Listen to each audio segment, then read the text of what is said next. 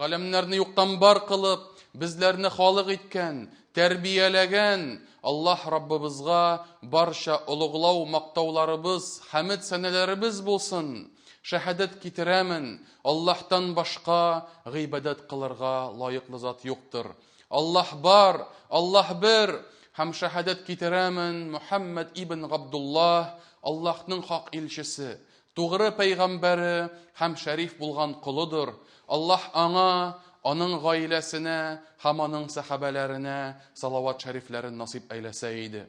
Аллаһ Раббыбыз изге китабында әйтә: "И иман китергән бәндәләр, Аллаһтан хакыйкый тәкъвалык белән куркыгыз һәм бары тик мөселман булып кына үлегез" диде. Әмма бәъд, мөхтәрәм җәмәгать, Аллаһы Тәгалә безгә Коръәндә исебезгә төшерә: "Ватазавваду, фаинна хайраз-зади ат-тaqwa, ваттакуни я улил албаб". И иман китергән бәндәләр, әзерләнегез. Иң хәерле әзерлек ул тәкъвалыктыр. Һәм миннән куркыгыз, и акыл ияләре, дип әйтә Аллаһ Раббыбыз. Һәм шуңа, мөхтәрәм җәмәгать, үзебез белән ахирәткә алып барырлык, Аллаһы Тәгалә каршында алып килеп куйырлык иң зур байлык, иң зур багаж, иң зур әзерлек ул безнең тәкъвалыгыбыз.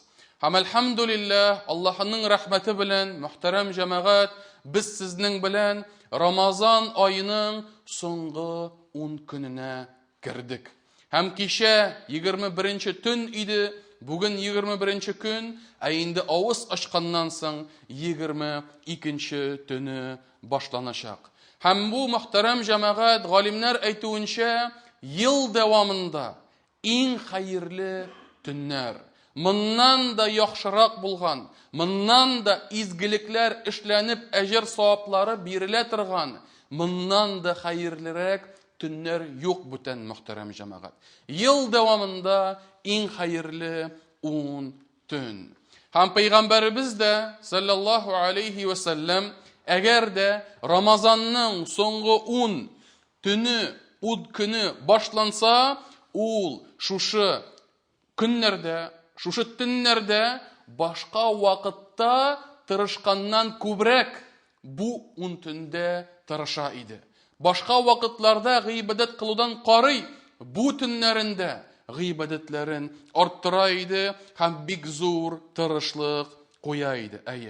Һәм Гайша анабыз безгә хәбәр итә, Аллаһ илчесе ди, әгәр дә Рамазанның соңгы 10 көне башланса, ул ди билбавын кысып куйды ди. Һәм төнен йокламады дип әйтә. Һәм гаиләсен дә уятты, гыйбадәткә чакырды дип әйтә. Һәм шуңа, мөхтәрәм җәмәгать, менә шушы хадистә дә галимнәребез әйтә, Аллаһ илчесе билбавын бәйләп куйды ди, ягъни хатыннарына якын булмады дип әйтә. Хатыннарыннан һәм бу дөнья рәхәтлекләреннән ераклашты дип әйтә. Һәм төнен уяу уздырды.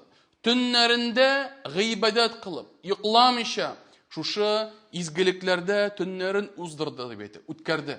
Һәм үзе генә түгел, хәтта үзенең якын тирәләрен, туганнарын, гаиләсен, балаларын уятып, аларны да бу төннәрне гыйбадәттә уздырырга чакырды дип әйтә. Ә моны хикмәте нәрсәдә? Ни өчен Аллаһ илчесе бу 10 төнне шулай зурлады, шулай бөекләде? Чөнки бу төннәрдә кадер кичәсе. Бу төннәрдә 1000 айдан да хәерлерәк булган кадер кичәсе булачак. Һәм Аллаһ илчесе саллаллаһу алейхи ва саллям әйтә: "Лиллаһи фиһи лейлатун хайрун мин алфи шаһр, фаман хурима хайраха фақад хурим". Һәм Аллаһы Тәгаләнең дип әйтә, бу төннәрдә бер кичә бар дип әйтә. Ул 1000 айдан да хәерлерәк. Һәм кем шул кичәнең изгелегеннән мәхрум калса, ул бөтенләй мәхрум калыр дип әйтә. Һәм шуңа, мөхтәрәм җәмәгать, Рамазан айы һәм бигрәк тә аның шушы соңгы 10 төне ул менә шушы кадер кичәсе белән бәяле. Шушы кадер кичәсе белән безгә бик тә әһәмиятле. Һәм пәйгамбәребез sallallahu aleyhi ve sellem bu tünlerinde uyav ütkərib, şul Kadir kişisine tuğra kilse idi, deyip ümitlenip gıybadetlerin kıldı, tünlerin yıklamadı. Hem Allah Teala'nın hikmeti, bu Kadir kişisin Allah Teala Peygamberimizin hatirinden, hem Müslümanların ilminden sürttü, bilgilemedi. Әйтмәде, менә шушы 27-нче төнендә 100% Кадир кичәсе, 25-нче төнендә 100% Кадир кичәсе дип безгә хәбәр әйтелмәде, мөхтәрәм җәмәгать. Һәм Пәйгамбәребез дә саллаллаһу алейхи ва саллям ул башта Кадир кичәсенең кайчан булганлыгын белгән иде, ләкин мәчеткә чыкканда бер-ике сахабаның үзара ызгыш талашларын күреп, шушыңа инде бирелеп, Пәйгамбәребез саллаллаһу алейхи ва саллям Кадир кичәсенең кайчан булуын оныттырылды. Һәм аның хәтереннән бу мәгълүмат җыелды. Шулай итеп, Аллаһ илчесе үзе дә Кадир кичәсенең кайчан киләчәген, кайчан булачаклыгын белмәде. Һәм галимнәребез әйтә, хикмәте нәрсәдә?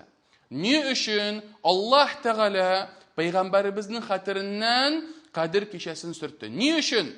Кешеләр ди шушы 10 төннең һәр берсендә дә зур тырышлык күрсәтсеннәр өчен дип әйтә. Кадир кичәсен кайчан булганлыгын белгән булсалар, шул вакытта гына төнен йокламыйча гыйбадат кылырлар иде, Коръәннәрен укырлар иде, башка төрле изгелекләр эшләрләр иде, шуның белән бетте. Әмма ләкин юк.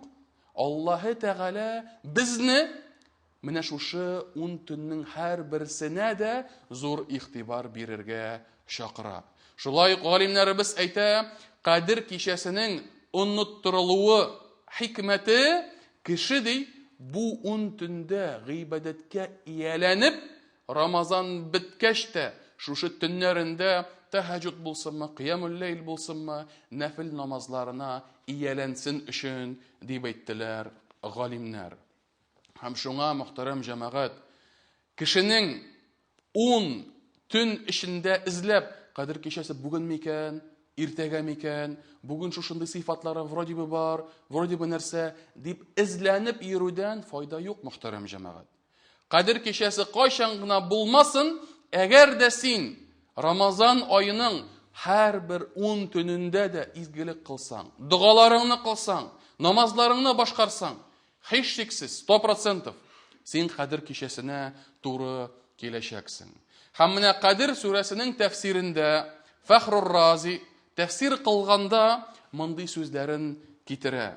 Һәм ул әйтә, Аллаһы Тәгалә дип әйтә, бу кичәне ни өчен сөртте, ни өчен күрсәтмәде, ни өчен белдермәде, ул башка әйберләрдә дә Аллаһ Тәгалә булай эшләде дип әйтә. Башка эшләрдә дә Аллаһ Тәгалә төгәл әйтмәде ди. Һәм мисал өчен Аллаһы Тәгалә син кылган изгелекләрнең кайсысы кабул түгел икәнлеген сиңа белдермәде. Һәм һәр беребез гамәлләребез кабул булдымы, булмадымы икәнлеген кайчан беләчәкбез? Кыямәт көнендә. Аллаһы Тәгалә каршында басып торганда. Һәм бу галим әйтә, һәм менә шуңа күрә кешеләр изгелекләргә ашыксыннар өчен дип әйтә. Ул бит белми, нәрсә аны җәннәткә кертә. Ул бит белми, нинди гамәле кабул, нинди гамәле чын ихластан, нинди гамәле сәбәпле үлчәүдә, мизанда авырга килеп җәннәткә керер. Белми. Димәк, белмәсә, ул нәрсә эшли? Күбрәк изгелекләр эшләргә ашыга, тырыша. Һәм шулай ук Аллаһы Тәгалә нинди гөнаһ кылу аның газабына, аның тәмух шукырларына китерә икәнлеген Аллаһ Тәгалә шулай ук саклады дип әйтә. Сөртте ди, әйтмәде ди. Кешеләр бөтен гөнаһлардан саклансыннар өчен дип әйтә. Әгәр дә белгән булсалар, менә шушындый гөнаһ өчен кеше җәһәннәмгә кирип китә, һәм шунда калачак икәнлеген белгән булсалар, шул эштән генә сакланырлар иде. Калганнарына игътибар бирмәсләр иде. Һәм шуңа бу галим әйтә, һәм шулай ук дуасына җавап бирүне дә Аллаһ Тәгалә сөртте дип әйтә. Аллаһ Тәгалә күрсәтмәде, хәбәр итмәде. Ягъни, дуа кылганда синең дуаң кабул булырмы, кабул булмасмы, бу дөньяда җавабы килерме, ахирәттәме, без моны белмибез. Кайсы бер вакытларда без моны күреп сөйінәбіз. Ягъни, моның галәмәтләрен күреп сөйінәбіз. Ләкин 100%-ка минем догам кабул булды, миңа шул булды, фәлән булды, менә шушы эшем булды дип әйтә алмыйбыз. Галәмәтләре булырга мөмкин. Һәм бу галим әйтә, һәм дуганың кабул булуын, булмавын Аллаһ Тәгалә сүртте дип әйтә. Хәбәр итмәде, кешеләр күбрәк дуга кылсыннар өчен дип әйтә. Дуга кылганда зур тырышлык куйсыннар өчен дип әйтә. Һәм шулай ук Аллаһ Тәгалә уртанчы намазның нинди намаз икәнлеген хәбәр итмәде дип әйтә. Аллаһ Тәгалә Коръәндә әйтә: "Ва хафизу аля ссалавати вас-салатил уста." Намазларыгызны саклагыз ди, һәм бигрәк тә уртанчы намазны саклагыз ди. Нинди намаз икәнлеген Аллаһ Тәгалә хәбәр итмәде. Ни өчен? Бүтән намазларына сакласыннар өчен дип әйтә. Әгәр дә бүтән намазыңны да 5 вакыт намазыңа да игътибарлы булсаң, син һичшиксез уртанчы намазны да саклаячаксың. Шулай ук Аллаһ Тәгалә тәүбәнең кабул булдымы, булмадымы икәнлеген безгә хәбәр итмәде дип әйтә. Без аны кашан беләчәкбез? Кыямәттә беләчәкбез. Хәбәр итмәде, кешеләр ди тәүбәгә ашыксыннар өчен. Тәүбә кылсыннар өчен. Күбрәк тәүбә кылып, тәүбәнең бүтән төрләрен башкарсыннар өчен дип әйтә. Һәм шулай ук Аллаһ Тәгалә әҗәлнең кайчан киләчәк икәнлеген хәбәр итмәде дип әйтә. Сер итеп саклады ди. Кеше шушы әҗәле килеп җитеп, изгелек эшли алмадым, гөнаһларым күп дип куркып торсын өчен дип әйтә. Ягъни әҗәлең әле килеп җитмәде, гөнаһларыннан арынырга кирәк. Әҗәлең әле килеп җитмәде, изгелекләреңне арттырырга кирәк. Һәм менә шулай итеп, Аллаһ Тәгалә ди, Кадир кичәсенең кайчан киләчәклеген дә безгә хәбәр итмәде. Ни өчен? Бүтән Рамазанны без бөекләр өчен дип әйтә. Чтобы мы возвышали весь месяц Рамазан, а не только ту ночь, где происходит ночь предопределения. Һәм шулай да Пәйгамбәребез Мухаммад саллаллаху алейхи ва саллям кайсы бер хадисләрендә, һәм ул Коръәндә дә Кадир сүрәсендә әйтелә, берничә Кадир кичәсенең галәмәтләрен әйтте. Һәм хадисләрдә әйтелә, Кадир кичәсенең иртәсендә ди, кояш ди, күзне нитмичә, авыртырмыйча туар дип әйтә. Һәм Аллаһ Тәгалә Коръәндә дә: "Саламун хия хатта матла'ил фаҗр." Ул төн, Кадир кичәсе, таң атканчыга хәтлек тынычлык, иминлек булыр дип әйтә. Һәм шуңа мөхтәрәм җәмәгать, димәк, бу галәмәтләр безне сөендерә, ләкин бу галәмәтләрнең булу-булмавы безнең гыйбадәткә тәэсир итәргә тиеш түгел. Безнең тырышлыкны киметергә тиеш түгел. Бүген тыныч булмады, бүген анда кояш шундый булды, бүген этләр өрде, бүген фәлән, бүген яңгыр, бүген төгән дип, кешеләр кайсы бер вакытта үз-үзләрен тынычландырып, бүген барып тормыйм инде мәчеткә. Бүген таравихларын укып тормыйм инде. Дугаларын кылып тормыйм инде дип, үзләрен изгелектән мәхрүм кылалар. Һәм менә бу хата. Һәм Пәйгамбәребез саллаллаху алейхи ва саллям хадисендә хәбәр итә, Гайша анабыз Пәйгамбәребезгә әйтә: "Эй Аллаһ илчесе, әгәр дә ди Кадир кичәсенең бүген икәнлеген белсәм, кайчан икәнлеген белсәм, нәрсә әйтим, нәрсә эшлим дигәч, Пәйгамбәребез саллаллаху алейхи ва саллям әйтә: "Кули Аллаһумма иннака афуун тухиббул афва фаъфу анни."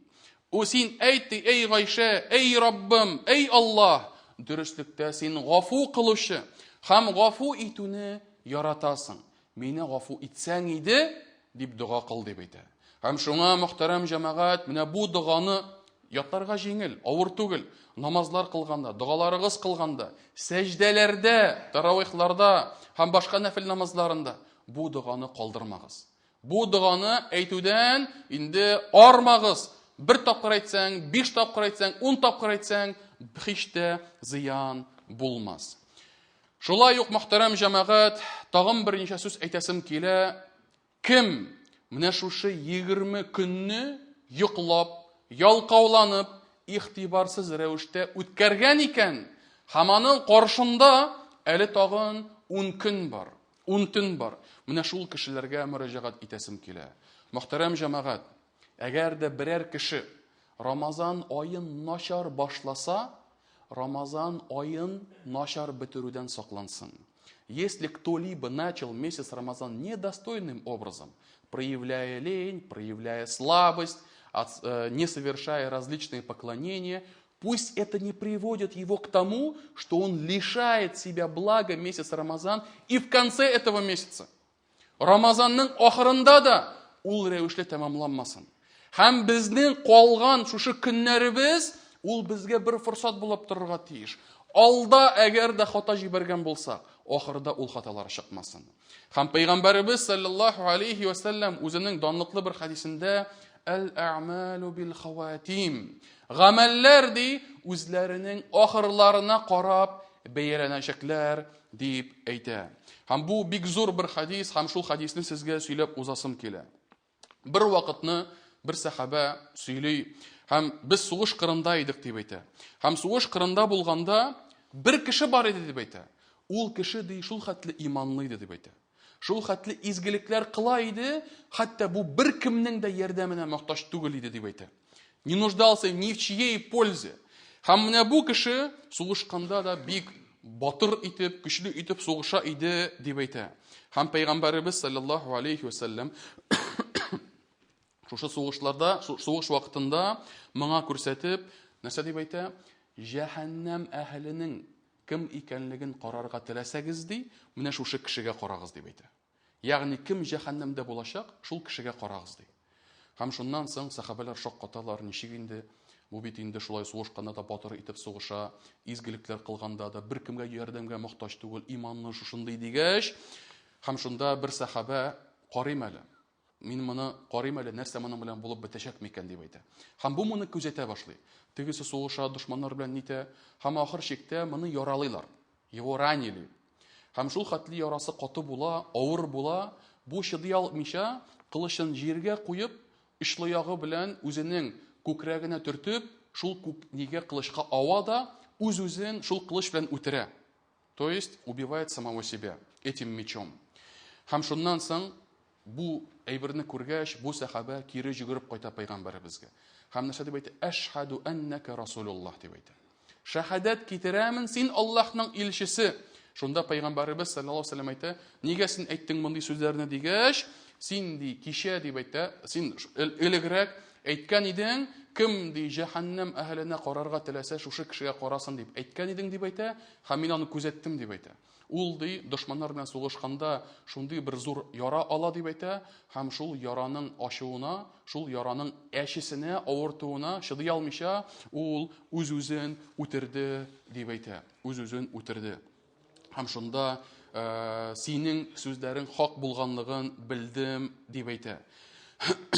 Һәм шунда Аллаһ илчесе саллаллаһу алейхи ва саллям әйтә: "Иннал абда لا يعمل عمل أهل النار وإنه من أهل الجنة ويعمل عمل أهل الجنة وإنه من أهل النار وإنما الأعمال بالخواتيم." Кайсы бер вакытларда Аллаһ Тәгаләнең куллары, кешеләр, мәхлуклар, алар ди җәһәннәм әһелләре гамәлен кылырлар ди, ләкин бу кеше ди җәннәт әһленнән булыр ди. Һәм кайсы бер вакытта кешеләр дип әйтә, җәннәт әһелләре гамәлен кылырлар, ләкин алар үзләре җәһәннәм әһленнән булырлар дип әйтә. Һәм гамәлләр ахырына карап бәяләнәләр дип әйтә Пәйгамбәребез. Һәм менә бу җәмәгать безгә зур кисәтү, безгә зур бер искә төшерү. Син изгелек кылганда, син ялкауланып утырганда, син гомер иткәндә, синең гомерең дә мөһим. Нәрсә эшләдең син эшең буенча, гомерең буенча, нинди гамәлләр кылдың, ләкин аннан да мөһимрәге тормышың ахыры ничек булачак? Рамазанның ахыры ничек булачак? Пәйгамбәребез саллаллаһу алейхи ва саллям әйтә иде, кем ди Рамазан аен каршылап та үз башыннан Рамазан аен үткәреп җибәрсә, һәм аңа гафу кылынмаса, ул кеше кимсетелсен дип әйтә. Та будет унижен он дип әйтә. Менә шушы үзен Рамазанда да теге изгелек кыла алмыйча, әҗр савапларга ия була алмыйча, гөнаһларыннан арына алмыйча яшәп үткәрде икән, һәм Рамазанын да начар итеп тәмамланса, бу кеше кимсетелсен дип әйтә. Да будет унижен он дип әйтә. Һәм шуңа мөхтәрәм җәмәгать, изгелек кылганда, гыйбадәтләр кылганда. Элек нәрсә булганлыгы бик тә мөһим түгел, ләкин мөһим алдыңда калган тормышыңда нәрсә эшләгәнлегең. Ни өчен? Чөнки элек булган хаталарны тәүбә кылып сүртеп була. Гафу сорап, Аллаһ Тәгаләгә, Раббыбызга дуа кылып, аны битереп була. Ләкин алдагы тормышыңа бик тә кирәкле, бик тә әһәмиятле ничек тәмамларсың. Һәм шуңа, мөхтәрәм җәмәгать, Аллаһы Тәгаләдән, Раббыбыздан тормышыбызга һәм тормышыбызның, яшәешебезнең ахыры хәерле булсын иде дип дуа кылырга кирәк, җәмәгать. Пәйгамбәрбез саллаллаһу алейһи ва саллям хуснул хатима сорап дуа кыла иде. Тормышым ахыры хәерле булса иде. Һәм шуңа, мөхтәрәм җәмәгать, бу кагыйдә ул һәрбер эшләргә дә тарала, һәрбер эшкәдән итә. Һәм шуңа Рамазан аен, җәмәгать, алдыбызда әле 9 көн калды. Әле вакыт бар. Әле иншалла, әле Кадер кичәсе бәлки алдагы төннәрдәдер. Һәм шуңа менә шушы кичәнең хәерлесеннән, шул кичәнең әҗр савапларыннан, шул кичәнең бәрәкәтеннән мәхрүм калырга тиеш түгелбез. Рамазанның башы бик тә күркәм башланмаса да, ахыры Аллаһ Тәгалә риза булган хәлдә тәмамланырга тиеш. أقول ما تسمعون واستغفر الله لي ولكم ولسائر المسلمين من كل ذنب فاستغفروه إنه هو الغفور الرحيم.